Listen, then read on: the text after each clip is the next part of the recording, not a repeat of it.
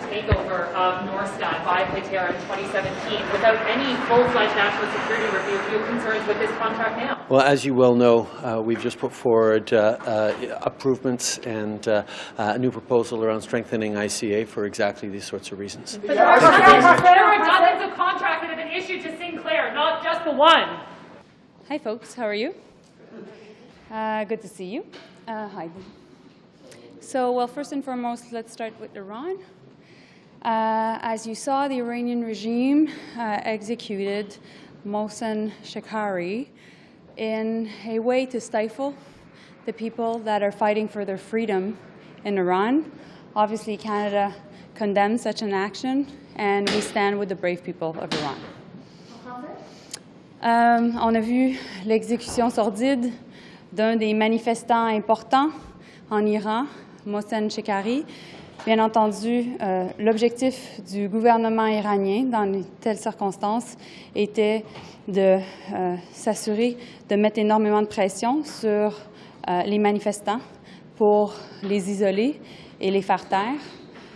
Nous sommes de tout cœur avec les personnes qui sont derrière les manifestations en Iran et, bien entendu, le Canada condamne une exécution de la sorte. Just go and then Dylan, yes. A contract with Sinclair Technologies, an Ontario company that is linked to the Chinese government, has been suspended.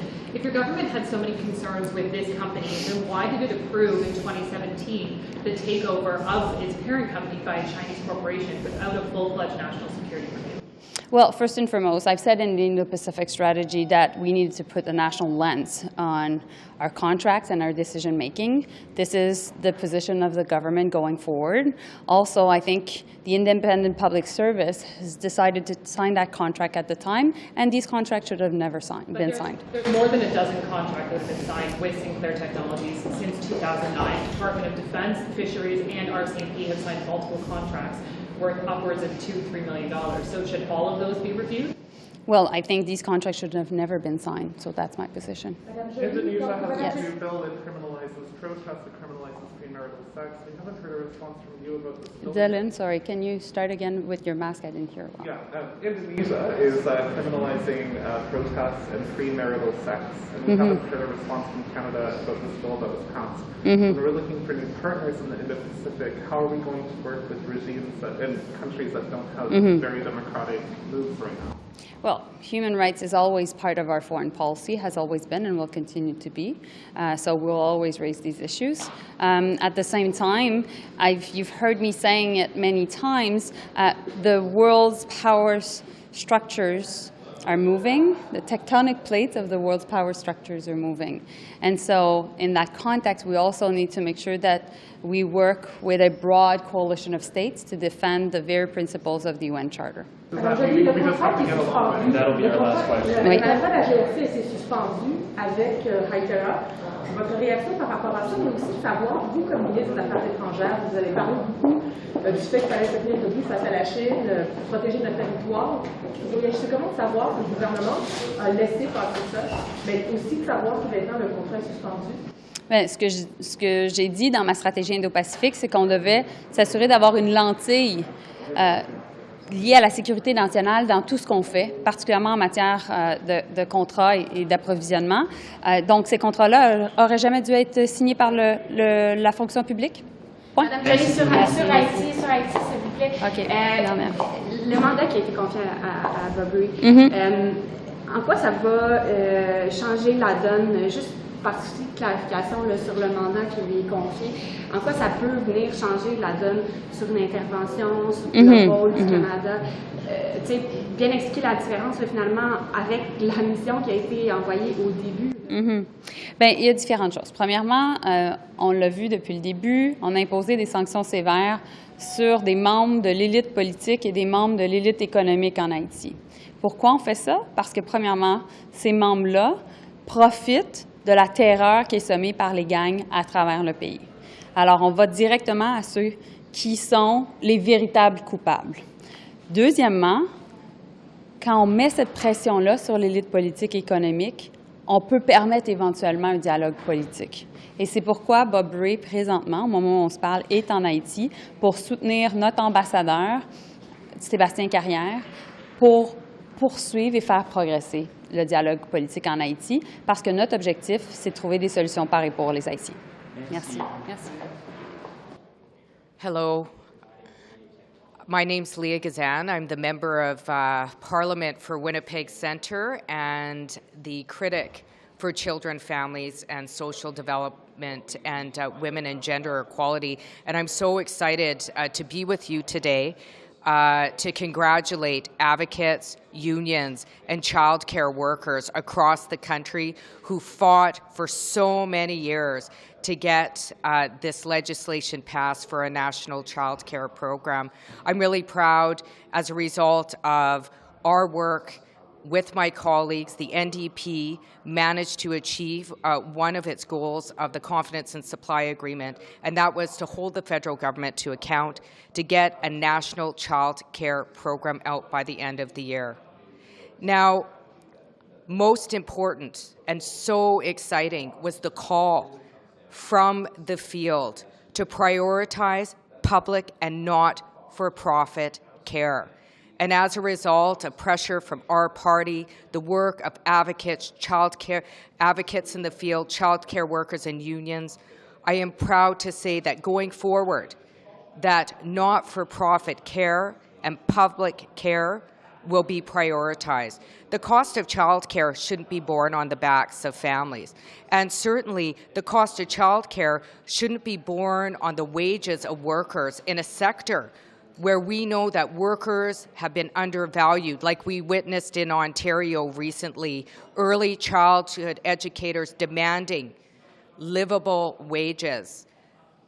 We need to put families and workers first, and I'm proud that the achievement of achieving a not-for-profit public system will allow us to do that.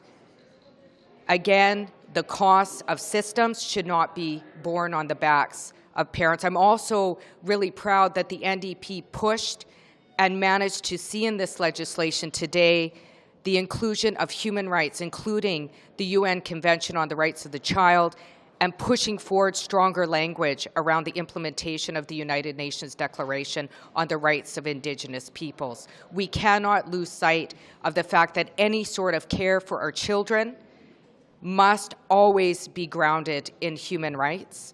And I'm very proud that as a result of the NDP work that we have achieved that today. Now, the bill is not perfect. Certainly, there's going to be needs for improvements, but I'm looking forward to advancing some recommendations in committee, and I feel very confident we will get to where we need to be, and I will be doing that in solidarity with advocates, childcare workers, and unions from across the country. Thank you very much.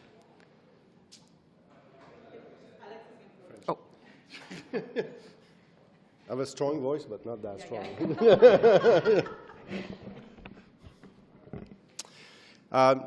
Bonjour tout le monde, je suis très heureux d'être ici avec ma collègue Leah Gazan pour parler d'une autre victoire du NPD, quelque chose qu'on a forcé les libéraux à faire et puis qu'on a réussi à vraiment avoir un nouveau projet de loi qui est très intéressant sur la protection des services de garde publics et à but non lucratif. C'était un des éléments de l'entente qu'on a négocié avec le gouvernement minoritaire, puis aujourd'hui, le caucus du NPD livre la marchandise. C'est une victoire pour nous comme parlementaires puis comme caucus, mais plus important, c'est une victoire pour les familles, pour les parents, puis pour les enfants. Parce que toutes les ententes bilatérales à l'avenir devront considérer ce projet de loi-là, cette loi-là qui va être un cadre pour protéger des principes fondamentaux pour nous comme progressistes, qui est des services de garde publics, accessibles, de qualité et aussi, dans ce que ça veut dire, non lucratifs. C'est-à-dire que pour les parents, de pouvoir envoyer leurs enfants à des services de garde de qualité qui sont accessibles, ça fait toute la différence dans la vie de millions de familles. Moi, je l'ai vécu avec mes enfants qui ont eu la chance d'aller dans des services de garde publics au Québec. On a été leader au Québec là-dessus avec les CPE, on en est très fiers. Mais là, ici, ce qu'on vient de faire, c'est qu'on vient de sécuriser l'aspect public et non lucratif des services de garde pour le Québec puis pour l'ensemble des provinces pour l'avenir. C'est un gain qui est majeur, qui est substantiel. Puis aujourd'hui, on est très heureux de pouvoir faire cette annonce-là. Évidemment, le projet de loi peut être bonifié. On va travailler en comité pour qu'il soit encore renforcé si c'est possible. Et puis, c'est clairement aussi une victoire pour tous ceux et celles qui, depuis des années, partout au Québec puis au Canada, réclament des services de garde publics à but non lucratif également. Les militants, des militantes, des parents, des syndicats qui sont partout ont demandé ce projet de loi-là depuis des années, mais aujourd'hui, le NPD, on livre la marchandise, puis on est pas mal fiers. Merci.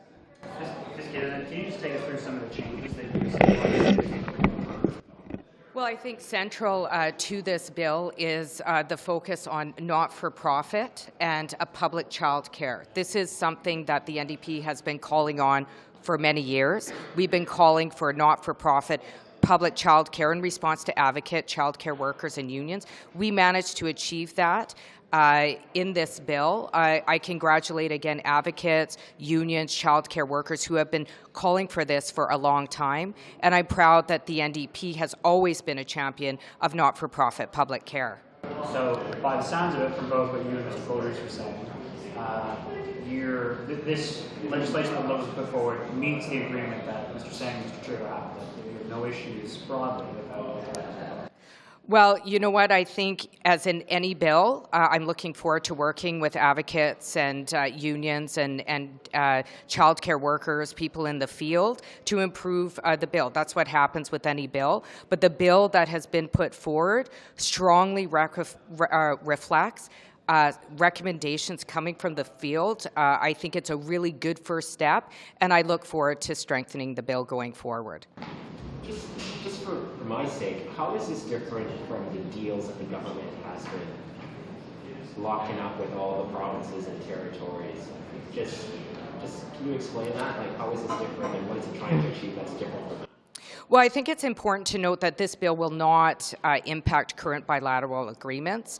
The bilateral agreements that have been signed as of now will remain in place, but going forward, any sort of new bilateral agreement with provinces, the prioritization of public not-for-profit care will be a centerpiece. I think it's important. I mean, certainly we've seen in Ontario early childhood educators rising. I was a former early childhood educator myself. I loved it, but decided at a young age to pursue teaching because of low wages and no benefits. We can't treat early childhood educators like that. They provide a critical service, and that's why it's so important to support public not-for-profit care, and I'm proud to be in a party that has always called for not-for-profit public care. Do you feel that there are provinces that are violating the spirit of early childhood care that the government is trying to introduce? Do you feel like some provinces are not following the standards that they should be adhering? Well, again, like I said, this current bill will not impact the current bilateral agreements that the federal government has negotiated, but going forward, there will be a prioritization of public not-for-profit care. Thank you. You're hearing lots of testimony from witnesses identifying problems with our access to information system. A few people say it's broken. The delay issue, where do you stand on the fact that it just takes so long to get records from the government?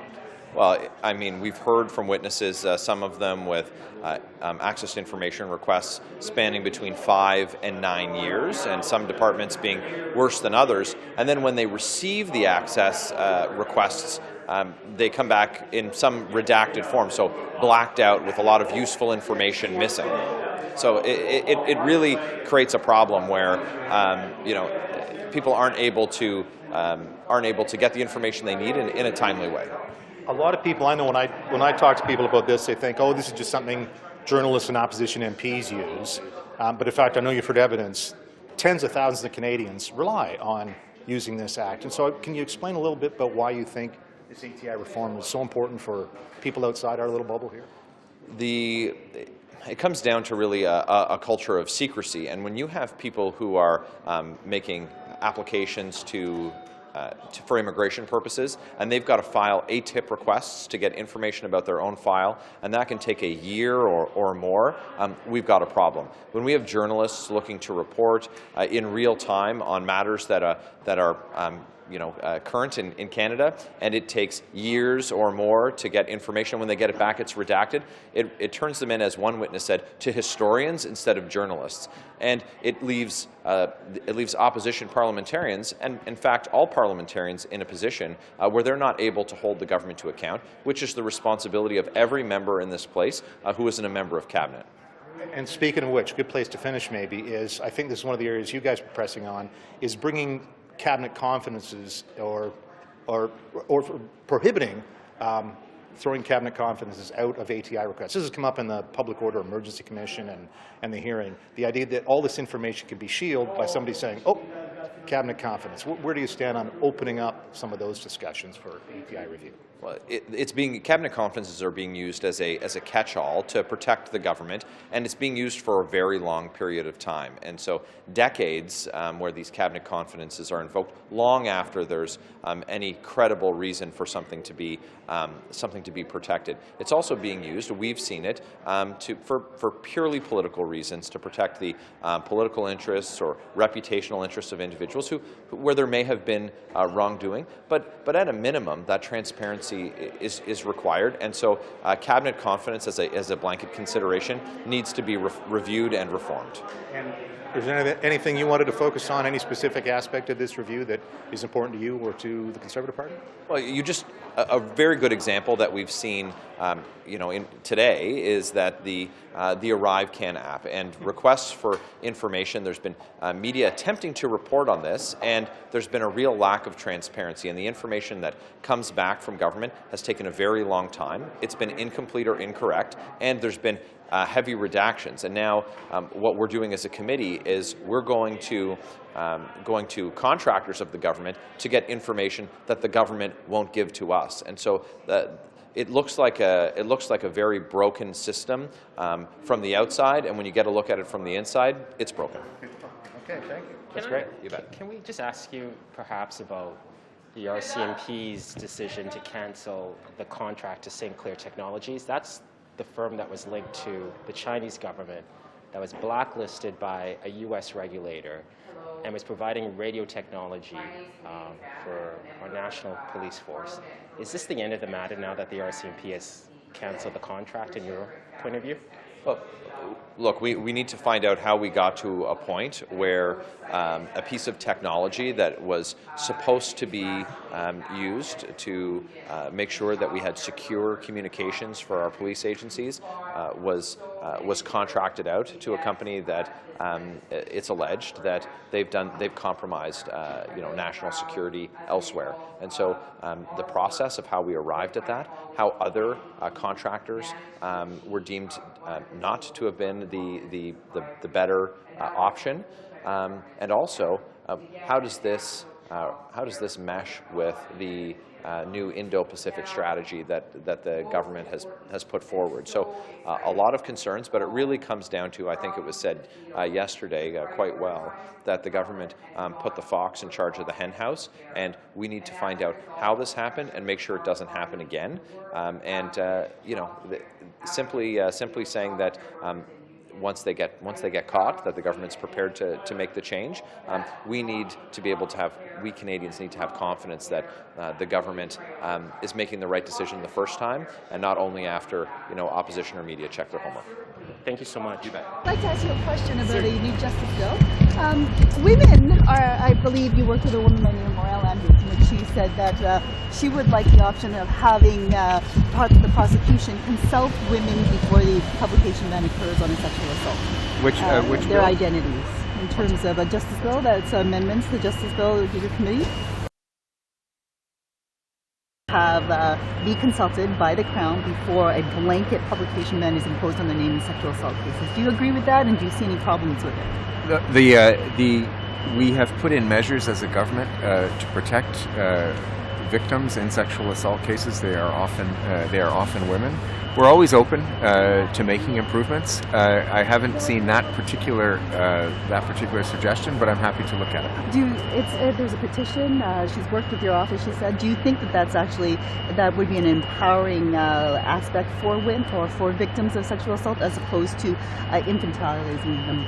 Again, I'd have to look more at the context, but certainly we're definitely in favor of not re-traumatizing victims of sexual assault in the court process. We've taken measures to do that already, but we're always open to improvement. Do you think publication on identity bans? On the Afghan aid blockade, your department says that there must be an amendment to the criminal code. Why is it taking so long?